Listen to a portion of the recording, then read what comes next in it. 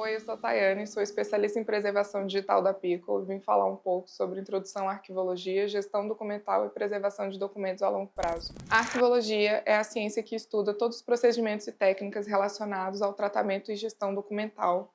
Tudo que é relacionado ao recebimento, à criação, à produção de documentos, a arquivologia vem estudando e melhorando esses procedimentos e agora levando essa gestão para a parte digital de documentos. Tudo que é relacionado à criação, classificação, uso, acesso e avaliação dos documentos está relacionado à arquivologia e o Arquivo Nacional no Brasil. Então, para a gente se situar sobre os órgãos regulatórios, o Arquivo Nacional rege tudo o que diz respeito aos arquivos que estão no âmbito federal e os arquivos estaduais para os arquivos dos estados. Para o Distrito Federal, seria o Arquivo Público do Distrito Federal. Então, todos os procedimentos e técnicas que os arquivos precisam aplicar às suas informações são esses órgãos que regem essas instituições. No âmbito nacional, o Arquivo Nacional tem um grupo de trabalho, o CONARC, que é muito conhecido por legislar todos os procedimentos e técnicas para os documentos físicos, analógicos, e os digitais. Os arquivos estaduais acabam se espelhando nesse Arquivo Nacional e nesses procedimentos, e é assim que cria a gestão documental hoje no Brasil e assim que gira todas as legislações que são aplicadas à nossa gestão documental. Tanto para os arquivos públicos federais quanto para os estaduais, eles precisam criar dois instrumentos, que é o plano de classificação e a tabela de temporalidade. Esse é um instrumento que vai fazer todo o processo da gestão documental do início ao fim fazer sentido. Então, se você tem um acervo de documentos, você precisa desse instrumento para conseguir dizer quais os prazos de validade do seu documento. Então, ele é que vai te dizer e nortear a sua gestão documental. Digo isso porque os arquivos eles têm três idades, que é a corrente, o intermediário e ou permanente ou eliminação. Tanto para os arquivos públicos federais quanto os estaduais, eles precisam de um instrumento chamado tabela de temporalidade, que vem junto com o plano de classificação. O que é isso? A tabela de temporalidade é o instrumento que vai nortear a administração quanto aos prazos de guarda das suas informações arquivísticas. E o plano de classificação que vem junto com a tabela de temporalidade, ele é literalmente um plano. Ele diz como você vai usar essa tabela de temporalidade da forma mais correta possível, como o grupo de trabalho que criou ela pensou quando criou o instrumento.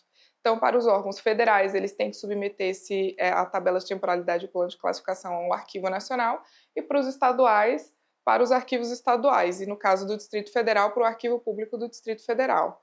Depois de aprovado esse instrumento, a instituição ela vai conseguir fazer a classificação das suas informações e dos seus documentos. Isso significa que ela vai saber quando os documentos poderão ser eliminados, quando eles poderão ser recolhidos das áreas de trabalho, isso pensando nos documentos analógicos ainda. E depois desse processo de classificação, os gestores conseguem tomar atitudes e decisões com relação à sua gestão documental. Essa é a teoria das três idades que nós usamos na arquivologia, mas que hoje, quando trazemos ela para o ambiente digital, temos novas questões com relação à aplicação delas. Eu vou explicar um pouquinho. O arquivo corrente é quando ele é muito utilizado, então ele tem que estar ali dentro do setor de trabalho para todo momento a gente estar utilizando ele, e todo momento ele tem o seu valor de prova utilizado. Quando ele se torna intermediário, e aí todos os arquivos passam por essa idade, é quando ele ainda tem um valor administrativo e jurídico, mas a gente já não utiliza tanto. Então, quando a teoria foi criada, ela pensava em retirar esses documentos do ambiente administrativo, que na maioria dos casos são lugares que ficam nos centros urbanos, onde é mais caro, para mandar para lugares um pouco mais afastados, já que ele não era tão utilizado, mas ainda tinha valor. Perdendo um pouco disso para o ambiente digital, levando isso para o ambiente digital, hoje os sistemas eles têm que se adaptar a essa teoria, porque agora a gente precisa pensar em ambientes que você coloca os documentos que estão sendo bastante utilizados e os documentos que estão sendo menos utilizados. E dependendo do tamanho do sistema, isso pode mudar em que lugar esses documentos ficam, mas eu vou explicar um pouquinho mais para frente.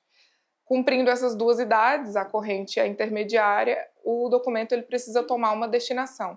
Ou ele se torna permanente, que é quando o documento tem um valor histórico e cultural, ou para a sociedade ou para determinados grupos, ou esse documento vai ser eliminado. Então, ele pode ser eliminado, ele passa por procedimentos de eliminação, e para tudo isso tem legislações hoje no Brasil que regem sobre isso, ou ele vai ser recolhido. Então, ele ou vai ser eliminado ou vai ser recolhido.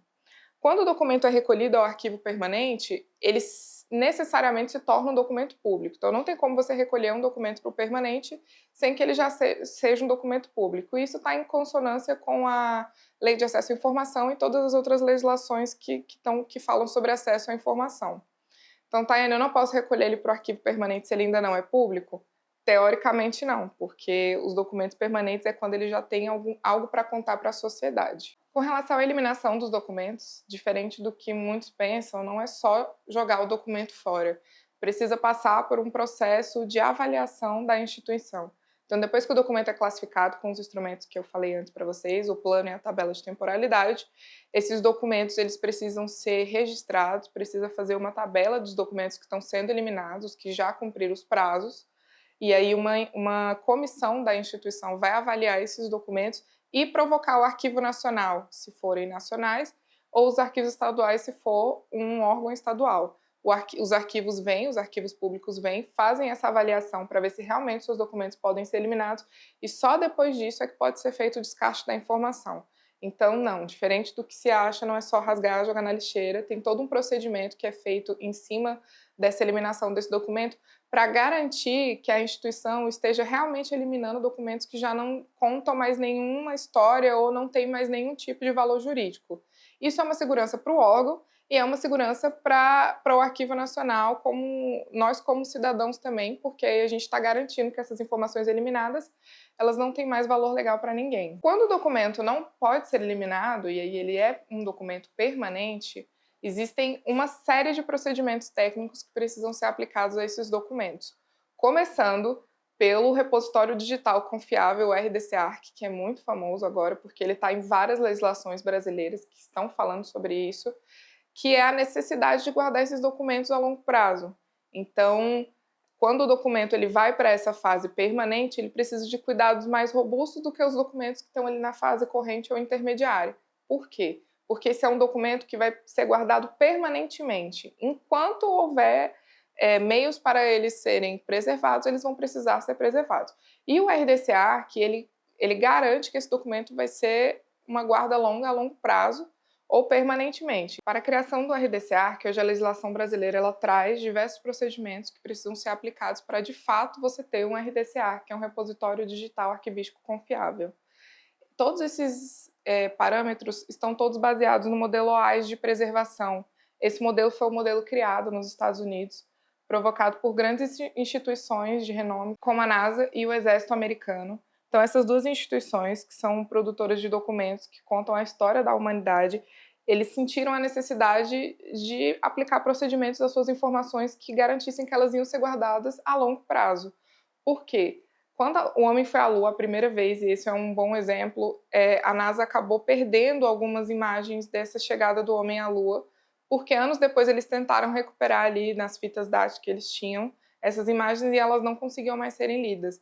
Então, eles se juntaram com outras instituições de peso e criam informações arquivísticas permanentes e provocaram o Arquivo Nacional dos Estados Unidos, que chamou outros arquivos do mundo, principalmente os arquivos europeus, e criaram esse modelo OAIS, que é o modelo de preservação para documentos a longo prazo. Então, dentro do modelo OAIS, existem pontos que falam sobre diversos assuntos, inclusive sobre a governança da informação. Então, o modelo ele traz alguns conceitos atrelados a pessoas e sistema. O que isso quer dizer? Não adianta você ter um RDC-ARC ali instalado, um repositório digital confiável, que hoje no Brasil a gente conhece como Arquivemática, porque ele é um repositório conhecido por ser um repositório open source e gratuito, então o governo acaba recomendando a utilização dele, mas não basta só instalar o RDC-ARC e ter ali o Arquivemática na sua instituição. É preciso ter a governança da informação, que seriam as pessoas que cuidam desse sistema, quem audita esse sistema, um planejamento financeiro a longo prazo. Tudo isso são produtos que estão relacionados a ter um ecossistema de preservação digital. Então, não é só instalar um repositório, não é só ter a parte computacional, também tem que ter a parte humana e a parte técnica do corpo técnico de profissionais. Geralmente são profissionais da tecnologia da informação ou profissionais da arquivologia. Então, na verdade, antes de pensar no RDC-ARC, é preciso pensar em todo um ecossistema de governança da informação. Ou seja, a cadeia de custódia do seu documento, ela começa antes mesmo dele entrar no sistema. E isso eu digo para os digitalizados ou para os natos digitais. O que isso significa? Se eu tenho documentos que são documentos físicos e eu quero digitalizar, eu preciso seguir hoje uma legislação brasileira, que é o Decreto 10.278 de digitalização. Esse decreto ele diz os metadados que tem que ter esses documentos digitalizados, a forma, o tamanho desses documentos, a cor, assinaturas digitais, carimbo do tempo, que é um carimbo que certifica quem digitalizou, aonde digitalizou e a hora que digitalizou, porque esse documento ele precisa ser fidedigno. Depois que você faz essa digitalização, ele tem que subir para um sistema automaticamente. Em nenhuma hipótese, esses documentos, após ele ser digitalizado, eles podem descer numa máquina pessoal, porque isso quebra a cadeia de custódia. A cadeia de custódia é um conceito que a gente importou das polícias, que foi um conceito criado para conseguir garantir que a prova criminal, que era retirada ali do local do crime e levada para uma delegacia, ela ia cumprir ali um caminho que conseguisse provar qual foi o caminho que essa prova levou até chegar na delegacia para ser usado como prova.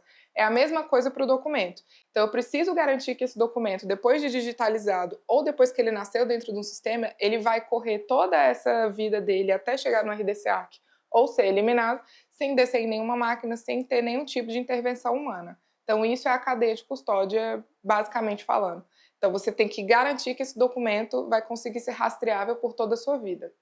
Fazendo essa digitalização de acordo com o decreto, você tem que subir ele automaticamente nesse software e passar para um CIGAD. A recomendação é que seja num CIGAD, que é um software de gestão para gestão de documentos com requisitos de segurança, porque esse CIGAD ele consegue guardar os documentos por um tempo maior com mais segurança. Então ele vai ser empacotado para ser um pacote de preservação que a gente conhece como pacote AIP, que é um pacote mais pesado, é um pacote que tem mais metadados, é um pacote que tem mais informações que vai garantir que a longo prazo aquele documento vai ter contexto, aquele documento vai ter veracidade. Todo esse processo de cadeia de custódia ele precisa ser cumprido desde a digitalização para os documentos que são analógicos, porque hoje a legislação já prevê que você pode eliminar os documentos em papel, desde que eles não sejam documentos permanentes. Então, se você tiver um acervo que precisa guardar por 100, 80 anos, que são os documentos, por exemplo, de saúde, você pode digitalizar esses documentos, colocar no seu RDC-ARC e eliminar um em papel. Tudo isso já está previsto em legislação. Então, quando ele vira esse pacote AIP, ele garante que quando ele precisar ser um documento de prova, se ele precisar, ele vai ter todos os parâmetros de segurança para ser validado como documento original. Isso também serve para os documentos nato digitais, ou seja, quando ele nasce ali no sistema de gestão, a gente criou ali um documento dentro do sistema. Eu vou criar aqui um pedido de férias. Ele é um pacote CIP, que é o pacote de submissão. Então, ele ali tem alguns metadados, ele tem alguns parâmetros de segurança, ele tem um tamanho, ele tem uma cor. E se esse documento algum dia for virar permanente, aí ele vai pegar mais elementos e vai criar mais robustez para conseguir que ele seja guardado a longo prazo, ou permanentemente, né? Então a gente falou um pouquinho do Arquivemática, que é o repositório digital confiável, que hoje é o repositório recomendado pelo governo. Não necessariamente precisa ser o Arquivemática ou software, no mercado existem outras opções. Existem opções livres e opções pagas, vai depender do que a sua instituição precisa. Se for uma instituição privada, pode escolher aqui, conforme for, o que melhor aderir ao seu dia a dia, a interface, a sua equipe.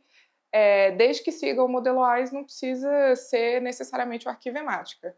Mas, junto hoje com a Arquivemática, que é tão falado pela legislação brasileira, tem o Atom, que seria a parte de difusão dessas informações permanentes. Então, tem instituições que vai fazer sentido ter o Atom e tem instituições que não vai fazer sentido. Mas para as instituições públicas, geralmente faz sim. Então, os documentos permanentes que estão ali sob a custódia do RDC-ARC, feita a seleção por uma equipe que está apta a fazer isso, né, geralmente os arquivistas, você pode colocar ele no Atom para dar publicidade aos cidadãos. Então, hoje, nós, arquivistas, a nossa missão é dar publicidade às informações. Então, por isso a gente organiza, por isso a gente faz gestão, por isso a gente preserva, para dar publicidade. Então, faz muito sentido que as instituições que têm um RDC-ARC também levem um Atom, claro, falando para as instituições que têm informações que têm relevância para a sociedade, né? Para instituições privadas é preciso ter uma análise das informações. Ainda dentro do assunto cadeia de custódia, entre esses sistemas que tem toda a cadeia do documento, então o sistema que faz a digitalização, o sistema que faz a gestão, o RDC-ARC que guarda, que arquiva, a conversa entre esses sistemas ela tem que ser interoperável. Então, esses sistemas eles precisam necessariamente conversar. E como que é feita essa conversa? Via barramento. Então, você vai precisar de uma API de integração para poder levar essas informações automaticamente. Porque, senão, se for manual, tá, eu tenho um documento aqui dentro do meu CIGAD, baixei na minha máquina e mandei para o meu RDC Arc. Ele já não tem mais valor de original. Então, ali você só vai ter um documento para ciência, para cópia, uma cópia para você ter ali a ciência da informação, mas não vai ter, de fato, um documento fidedigno que garanta que você vai poder utilizar ele como prova. Depois de falar de todo esse processo da gestão documental, desde o nascimento dos arquivos até a parte de repositório digital confiável, eu trago agora o produto inovador que a Pico oferece hoje para o mercado brasileiro, na verdade o mercado mundial, que é o microfilme da Pico, que nós chamamos de Pico Filme. Quem olha a olho nu acha que ele é muito parecido com o microfilme que nós conhecemos convencional, mas ele não tem nada a ver. Além de ter um material enriquecido que garante que ele vai sobreviver a longo prazo, a forma como as imagens e os documentos são gravados dentro desse microfilme é muito diferente da forma como a gente está acostumado dos microfilmes comuns. O microfilme comum, ele capta uma imagem do documento e grava aqui. Então, é como se fosse uma cópia, uma foto do documento. O microfilme da Pico, o Picofilme, ele grava os bits e bytes do documento. O que isso significa? Ele pega a linguagem de máquina da informação e grava aqui dentro. É os 00s, uns que a gente conhece, que é como o computador lê as informações. Então, o que isso significa? Qual que é a diferença na prática? A diferença na prática é que você pode fazer um backup do seu RDC Arc aqui dentro. Então, você vai pegar os pacotes de preservação e colocar ele aqui dentro. Ele vai trazer o documento, ele vai trazer a trilha de auditoria do documento, ele vai trazer assinaturas, ele vai trazer toda a cadeia de custódia do documento para dentro do filme. E isso garante que quando você precisar recuperar a sua informação, ela vai ser fidedigna e como se estivesse no RDC Arc que está ligado ali à internet, que está ligado à energia. Essa é mais uma das vantagens do Picofilme. Ele não está ligado à energia, ele não necessariamente precisa de nenhum outro recurso depois que ele é gravado, diferente dos repositórios digitais, diferente de onde ficam os backups de segurança dos computadores. Então, para as informações que precisam ser guardadas a longo prazo, essa é uma solução perfeita, porque no primeiro frame do microfilme, ele vem registrado quais são os documentos que estão aqui dentro. Então, quando você coloca a máquina para ler, você não precisa ficar procurando, a máquina já te diz o que tem ali dentro. E ele vem também com a engenharia reversa de leitura. O que isso significa? Se daqui a 100, 50 anos a Pico não existe mais, você pode levar essa engenharia reversa porque ela está dizendo como que lê esses bits e bytes desse documento e como que recupera ele. Essa tecnologia, ela nasceu na Noruega por um grupo de pesquisa e ela foi fomentada pela União Europeia como um objeto de pesquisa das universidades e depois se tornou um produto de uma empresa privada. Mas até hoje, esse grupo de pesquisa existe, até hoje a empresa caminha junto com a área pública para manter essa tecnologia viva e atual. Isso significa que quando a Pico nasceu, foi provocada por diversas instituições que estavam pensando em guardar suas informações a longo prazo. O Picofilme foi criado baseado no modelo ICE, que foi o modelo que eu falei para vocês, que faz toda a parte estrutural da cadeia de custódia das informações. Então, ele é como se fosse um complemento dessa cadeia de custódia, que é onde você pode fazer um backup realmente seguro, livre da internet, de energia, enfim, de toda aquela parte ali de estrutura que você precisa ter. Além da engenharia reversa que vem dizendo como que você vai fazer a leitura desse microfilme, ele também vem com a visão ótica do documento. Então, você consegue enxergar esse documento a olho nu.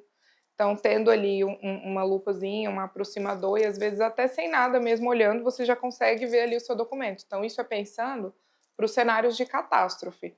Um exemplo bom que eu dou agora é a Ucrânia, por exemplo. É um país que eu acredito que as pessoas não pensariam que iam passar pelo que elas estão passando. E os recursos são muito escassos, né, para acessar as informações quando você está em guerra. Então, o Picofilme ele te dá essa possibilidade de ler o seu documento sem precisar de mais nada. Então, essa é uma das facilidades e uma das vantagens de você também fazer o backup num microfilme.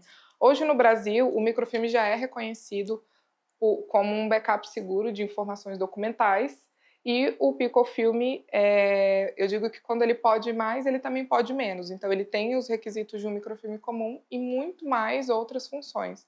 Então, ele também está amparado pela legislação de microfilmes. Ele foi criado por uma provocação da indústria cinematográfica americana, porque é uma indústria que produz muitas informações arquivísticas e em vídeo, né, que são documentos pesados, que são caros. Imagine que um filme de 2 horas deva ter mais de 100 horas de gravação. Então, eles estavam com dificuldade de guardar isso em nuvem, porque é caro, é um recurso caro. Eles estavam com dificuldade de manter isso atualizado e preservado ao longo do tempo. E a Pickle, ela entendeu essa demanda do mercado e foi junto com pesquisadores e criou esse produto inovador, que é o Picofilme. Então, hoje nós temos a chancela do nosso produto porque os nossos maiores clientes são as maiores instituições do mundo, que é a NASA, o Vaticano. Foi a primeira vez que informações do Vaticano saíram do Vaticano para serem gravadas. A gente tem informações de Bollywood, que é maior do que Hollywood, né, que seria ali a indústria cinematográfica indiana.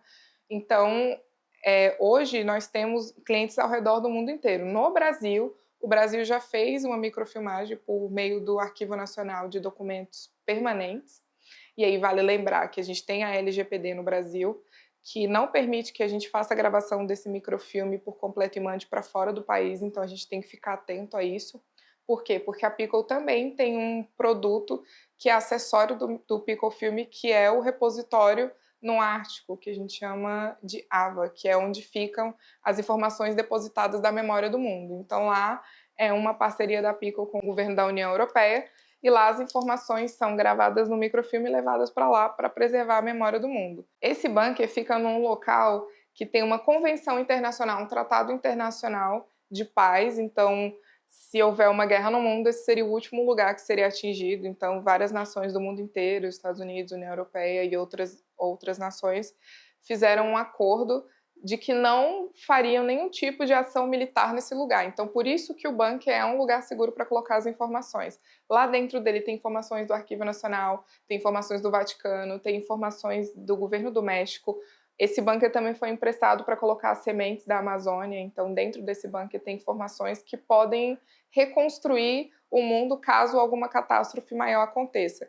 Pensando nos últimos acontecimentos climáticos e pensando em como está a situação climática do planeta, é um lugar em que você pode deixar as informações seguras para suas instituições. Nós temos bancos brasileiros que levaram informações que nem são permanentes, porque hoje a gente recomenda que o microfilme seja para informações permanentes ou de longo prazo, porque realmente ele é o último recurso de preservação.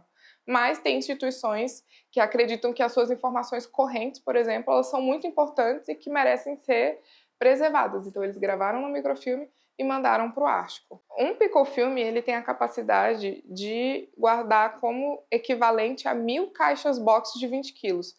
A caixa box de 20 quilos é como se fosse 3 caixas daquela do tamanho comum de 30 por 18 que a gente conhece de arquivo.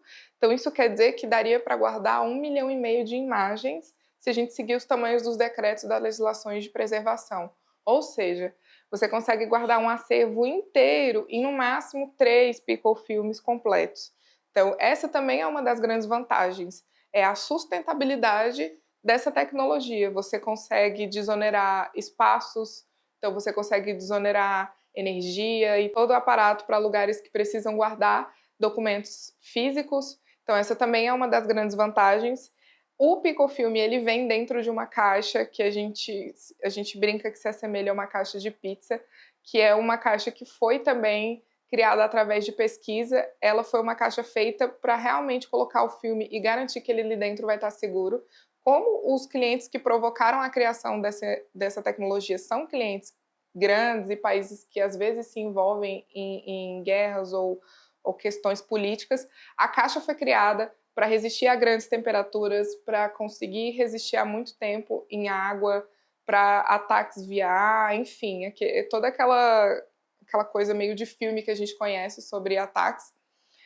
Hoje a gente tem algumas caixas em testes, por exemplo, temos uma caixa dessa de microfilme dentro de um forno a 180 graus há mais de 2 anos e meio, e o microfilme ainda está resistente, ainda está legível e ainda está intacto dentro da caixa.